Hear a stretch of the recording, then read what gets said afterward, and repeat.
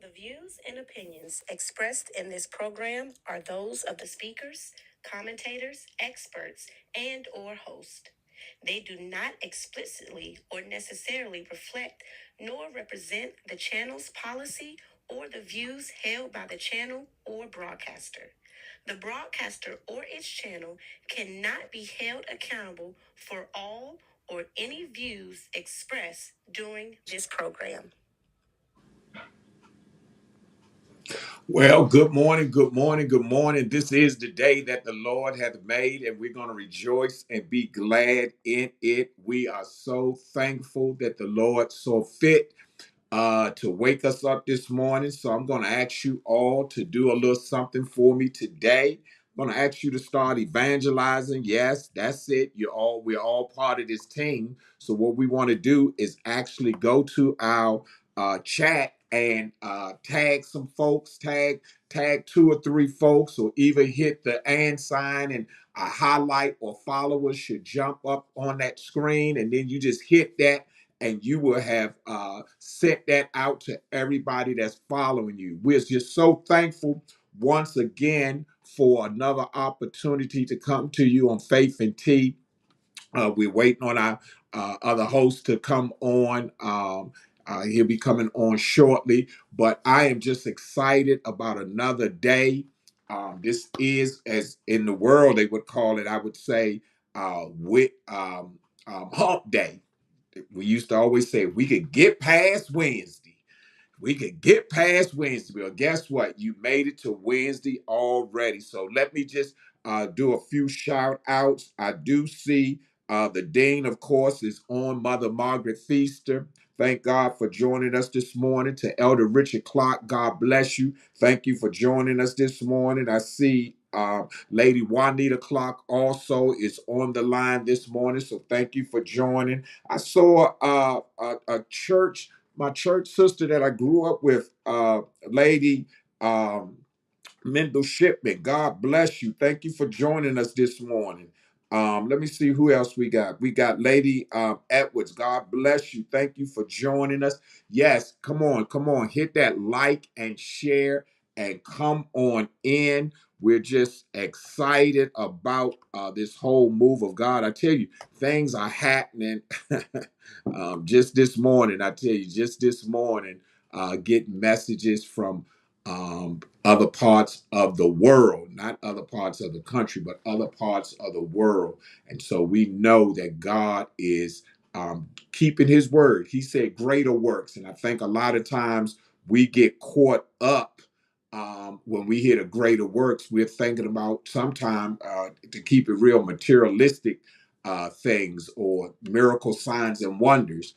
But I always tend to think part of that scripture and part of that message that he was saying is you're going to reach regions that I did not reach. Amen, somebody. Because if we follow the history of Jesus, we know that he did not go around the entire world, but yet his word has reached the entire world. What a mighty God we serve. So, I mean, just thinking about that all by itself should be enough to make you realize that you're in a unique place. You're in a unique time, just to be able to share, um, with individuals. And yes, our host just joined, so I'm getting ready to bring him on in.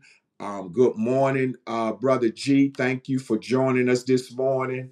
Brother G got to go to the dentist today. Lord have mercy. So y'all pray for Brother G this morning, because he got to go sit in that chair. And it's something about that dentist chair. G, I'm gonna tell you already. When you sit there, and you open your mouth, they're gonna look. They're gonna say, "Man, you made it just in time." You know what I'm saying? So listen. You gotta tell them. Say, "Look, just knock me out. Just knock me out. Do whatever you gotta do, but let's get it taken care of." How you doing this morning, G? I'm doing good. God bless. Listen, I've got some other people, to Dr. Cynthia Harper.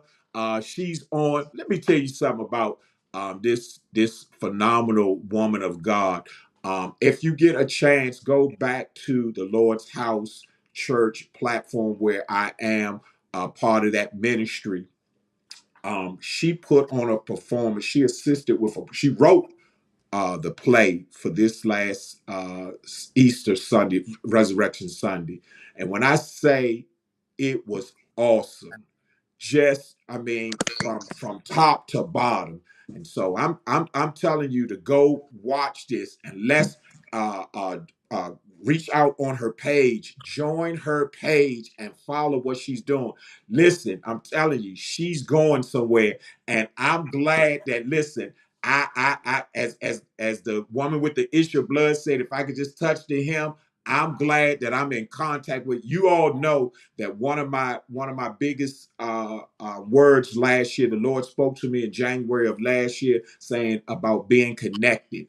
And we're in a day and a time right now where connections are going to be so powerful in this next move of what God is doing. So we're excited about her. I definitely had to give her a shout out this morning for the awesome jobs that she did. And I thank her for joining us this morning. So, Brother G, what we got this morning? What's on your mind? Um, my tooth, but say if I'm gonna keep it real, my tooth. but I don't know. I really didn't know how I really wanted to kind of come at you today. And it's in regards of the biggest most viewed event that we've had transpire this year, Okay, talk which to me. is the CBB women's college basketball um game between Iowa and LSU. LSU. Okay. And Uh-huh. and I so I really don't want to give a background, but I guess I kind of have to, base just in case people don't know. But so let me just give you a little rundown of this. Okay. Really, not even LSU and Iowa rivalry, but more so in the two stars, which is Angel Reese and Caitlin Clark. So Okay. Angel Reese and Caitlin Clark come from the same class. They were in the same class, which means they've actually played each other more times than people Multiple really know. times. Yeah, Yes. multiple Mm-hmm. times. Angel Reese was ranked number 2 in that class, and Caitlin Clark fell right behind her at 3. Okay. Okay. So Angel Reese has always been ranked ahead of Caitlin Clark, all the way moving up from little league and high school and even in college, all the way up until this past year. Angel Reese has a 5-2 record, 5-1 actually, because the other loss wasn't even a regulated game, so it doesn't go into the rule books. You could look it up, but it ain't fact. But Angel Reese is actually 5-1 against Caitlin Clark in actually regulated basketball games. 5-1. She's won 5 games to Caitlin Clark's 1 game that she won. Last year they played each other in the championship, and it's funny because prior to that game, Angel Reese was considered American sweetheart. She was considered um a superhero. And prior to that game, Caitlin Clark was a villain. Caitlin Clark was, I don't even want to say the enemy, so we'll just stay with the villain. LSU goes on to win that game. And at the end of the game, Angel Reese does something that Caitlin Clark did to another young lady the round before when she won, which was basically do something like this. In reference to, you can't see me, you can't touch me, whatever you want to, reference it to. But she did, something around those same guidelines to Caitlin Clark, which Caitlin Clark did to another young lady.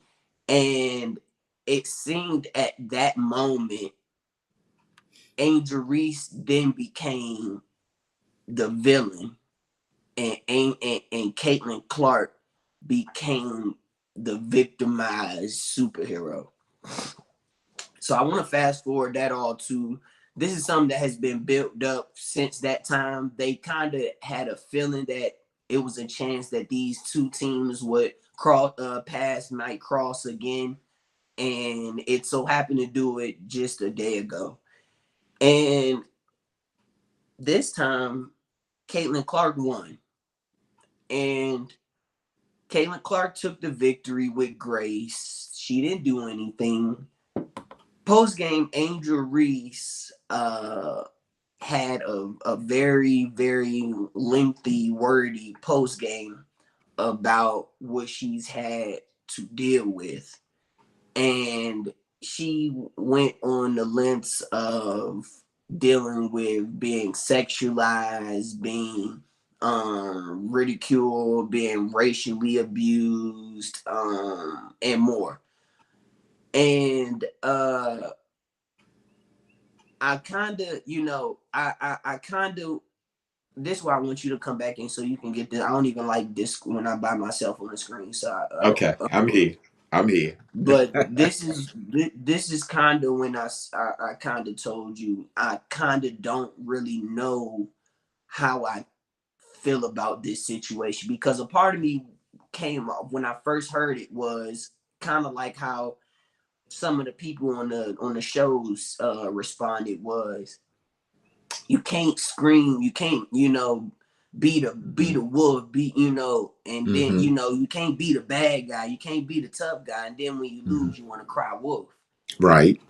And that's kind of how I was operating until I thought about it, and I said, well, who who determines who's the superhero and villain in the story? Right. Do I get determined if I'm the superhero and villain in the story? Do you guys get to determine if I'm the superhero or the villain in the story?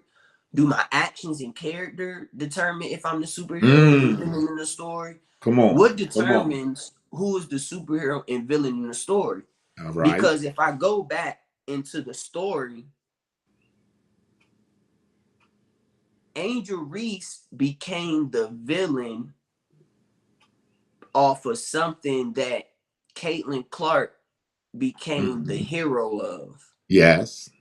So it's kind of like, I don't know if, you know, is she really crying wolf, because is she even the villain in her own story? And thank you for just explaining to, because like I say, one of the things I bring you on Wednesdays for you can help bridge the gap, because there is a gap between our younger generation and us seasoned folks, as we might say. But one of the things that I tried to do with the Fantastic Four as you all was growing up, and of course, everyone knows you were the athlete of the family, even though Greg did participate in track and field, but you basically are what we call an athlete. You played baseball, you ran track, of course, you was outstanding football player. But I always tried to keep you humble because the truth to the matter is that, and using the words that you said, the villain and the hero, um, in sports or in life as a whole, it's always one side versus the other. It has been since Genesis, the book of Genesis, where even the brothers, Cain and Abel, ended up having a fallout. And check this out. And one had nothing to do with the other. And so a lot of times what ends up happening is we tend to make our choices. And here you go. I've always admired the underdog. That's me. I've always admired the underdog. But at some point, here you go, the underdog can become the big dog. I mean, that's the whole. I mean, when you think about it, when even when we're talking about right now, we're talking about the March Madness for today's subject. We're using basketball as our foundation, but even with that. The day one when it starts after the teams have been selected and everybody's had their fallout and what team should have been on and what team didn't make it and this that and the other, they're still looking for what we call Cinderella teams to take place. And so when we look at it from that standpoint, a lot of times what ends up happening is we as the fans, we as the outsiders begin to start taking sides. And you have to be careful when you start taking sides because now you are putting yourself in the same line of fire as the individual that's actually participating. So when we look at that total story, and God bless you, Pastor Thomas, for joining us this morning. God bless you. When we look at that total situation, um, I would say this to that. Some things are self-inflicted. In other words, it wasn't so much. I think that the fact that she used the same exact gesture to show because once again, here we go. We don't really know their relationship. Both of them have claimed that they're cool and that they've had a good relationship. And then we get into the race card, and you got those that say every time something's not uh, going one other's way, we throw the race in there. But we know sports as a whole is a competitive sport. I mean, a competitive is competitive. We know that. So we always have to be careful. Once again, that the way that we dish it out, we've got to be able to take it. And so as I listened to the different commentaries yesterday, even talking about her speech and everything, we still have to take this in mind. And this is why, like I say, I enjoy having you on here. You have to take in consideration she's only 21. She hasn't experienced some of the things that some of the people on Faith and Tea have experienced as far as life. I've got on my shirt today saying that life happens, and there's times that in life we will find that as we mature, years down the road, she'll be able to look back over this and critique whether she felt she handled it right or she didn't. I mean, at the end of the day, she's still one of the most successful college athletes that we've ever seen in college. I mean, she has definitely she's the female wise, she's the top money gainer. You know what I'm saying? And opportunities are going to be afforded her way. But I would share this with any and everybody that a lot of times in life we have to understand this. Whether and I've shared this with you many times, and I'll let you come back and respond to this. But I've shared this with you many a times that we're not on the same field as them. Even though we might be in the same game, did you hear what I just said? We're not on the same playing field. The opportunities that come that way, and we can say what we want, and sometimes I think the most hurtful part, and me and you deal with sports probably every single day in some type of conversation. I think one of the most hurtful parts about us is we get so easily persuaded by the other side that we will turn on our own. And that's a dangerous place to be in. And I know I've got some people on here that will vouch for that. That we have the tendency, all we have, that's, I mean, when you think about the plantation and the slaves, they purposely picked one of our own to boss us. And they got so comfortable at some point that they literally thought they were part of the owners in the way that they even talked to us, in the way they even treated us. So we have to be careful. I think Pastor Sean said on on Monday, and then you said it, I think, last week, even about helping people and how people respond to help.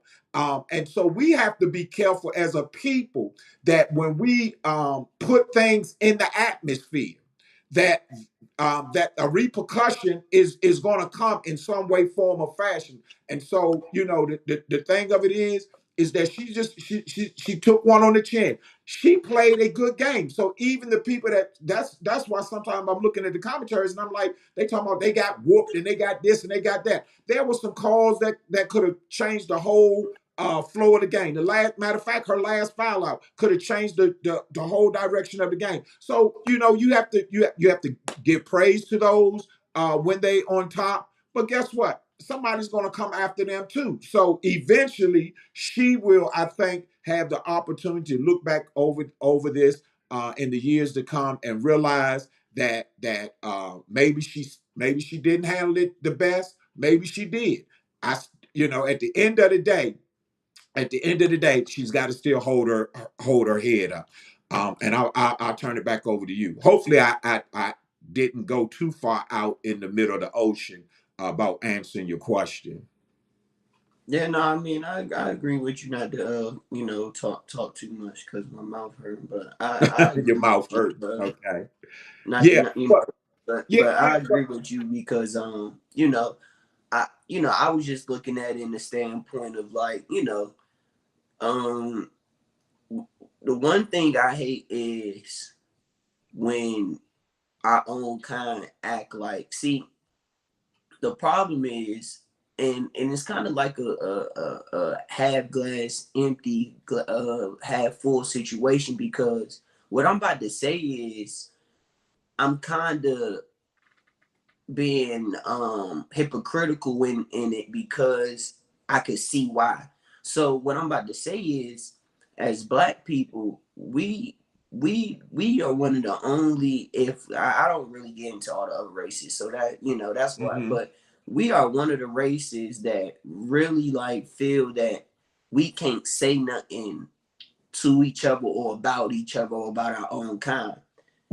Now, on the flip side of that, before I go further into that, the flip side of that is probably because we are one of the only race, if not the most prestigious race, of killing our own kind at the same time. So it's hmm kind of like, I don't want you saying nothing about me. I don't want to hear your opinion, this, that, and the third. Because it's kind of like that's all we do anyway, is we kill each hmm other and we can't wait to laugh and boister about it. It ain't hmm even like we kill each other and we want you to do better. Now we killing each other for an ill reason. We killing each other for to be funny. We killing each other to make some money. We ain't killing each other to make each other, better in that Right. instant. But what I would say to that is people act like you can't say nothing about your own kind. Like I ain't been Black my whole life. Like I ain't had to deal with a cop looking at me sideways just because I'm Black. Like I ain't had to deal with a cop following me for 5 to 10 minutes, a couple lights left, a couple turns because I'm a Black dude wearing a hoodie. I done had to deal with stuff because I'm a Black person and I'm far from being any race but Black. So when I speak on Black things, then I'm talking from a place of heart all the time. Now, Yes. if you so happen been in situations or you done had to deal with that in ill intent, I'm sorry, but when I talk about black people, then I'm talking about from a place of heart. I love my black people, and so when I was really when I was going back and forth with people yesterday, they was making it seem like I can't say something about Angel Reese because I'm black, which is furthest from the truth. All I'm saying is the game prior, I seen Angel Reese cussing out the other team coaches. I seen her cussing out the other team families. You Mm-hmm. talking to grown woman. Right. You younger than me. Right. You 20 years old. And like Right. everybody said, you got all the money in the world. Right. So can't nobody tell you nothing. So then we fast forward 48 hours later, and you take an L, and now you want to talk about all the stuff that you done been through. Right. Right. It's like Right. I don't, I feel you, Well, but you can't pick and choose when you the villain and the superhero in the story. That's why I was like, so who dictates that? Because you feel me? I think so. It goes back just like I No, I say, didn't want it. just like I say, as you were growing up and you were in sports, um, my job was to keep you focused. If you go back to a couple of games, the game previous to that, you will look to see that when the young lady um, messed up in the game, and she got mad. Her father was in the stand and caught her eye and said, "Get it together." So I'm saying a lot of times what happens is, and it goes back to relationships, because as long as you have a relationship with somebody, because you're my child, and the relationship that we have.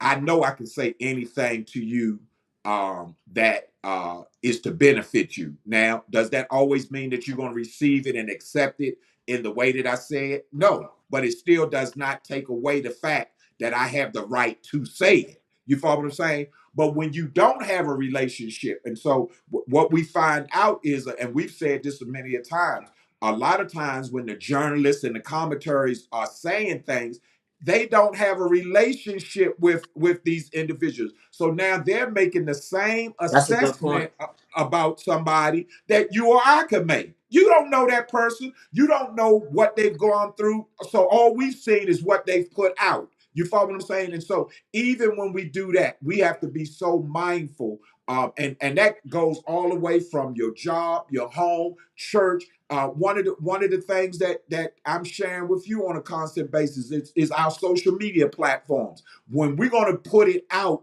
let's put out the best product, because guess what?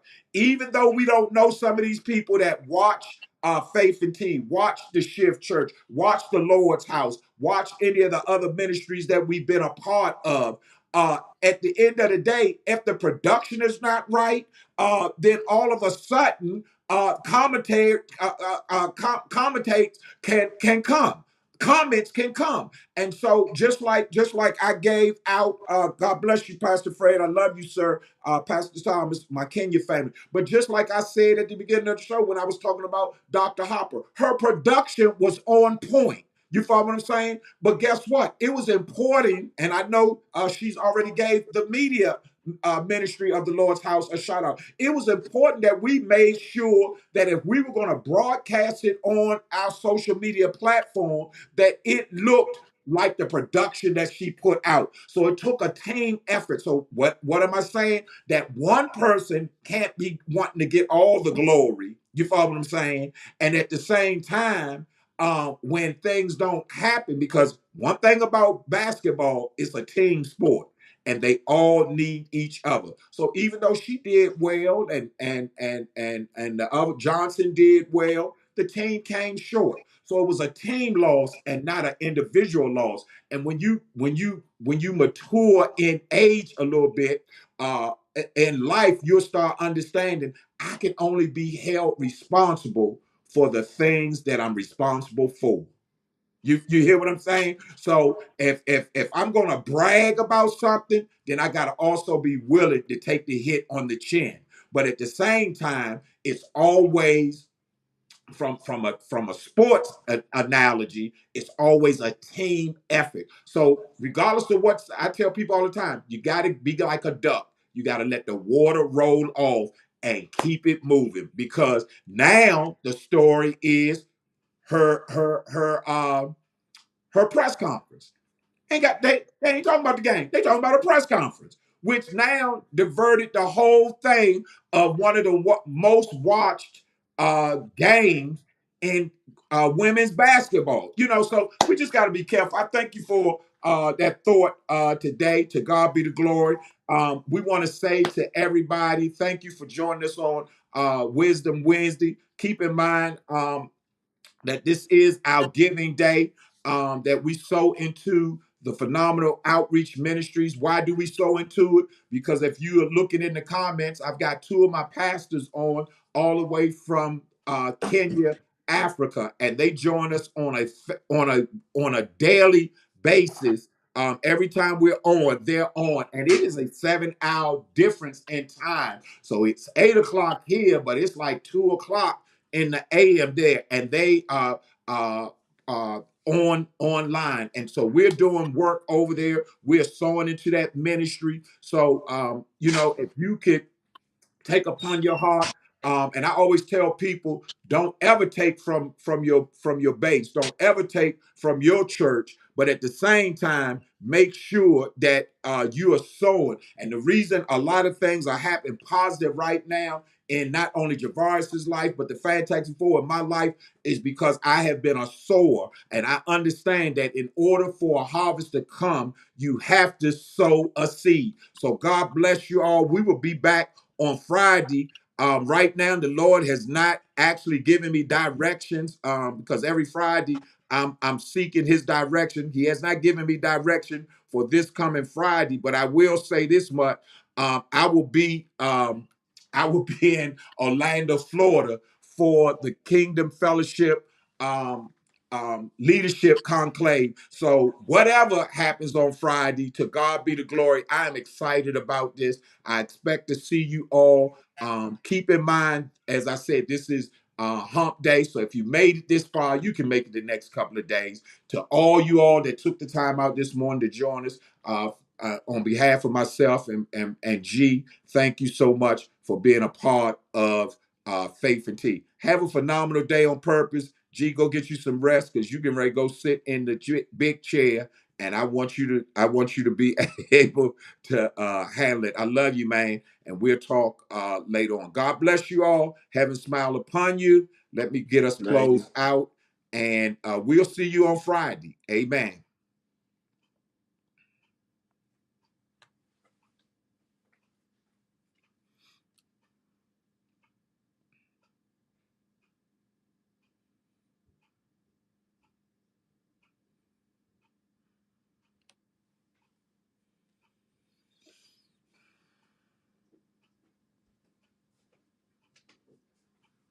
So now I'm going at 9:30.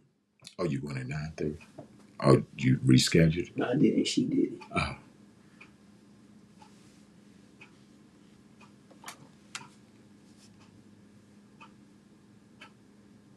She taking you? Okay, she wants to. What'd she say? She was getting on my nerves. I'm like, she just be. Nobody told you to do that. It's not that I'm just saying, like, you just be moving. That's how you got locked up. That's how you got locked up. You feel me? You just be moving. Nobody know where she was going. Nobody, you didn't say anything. Right. Why did you feel that his mind taught you to move?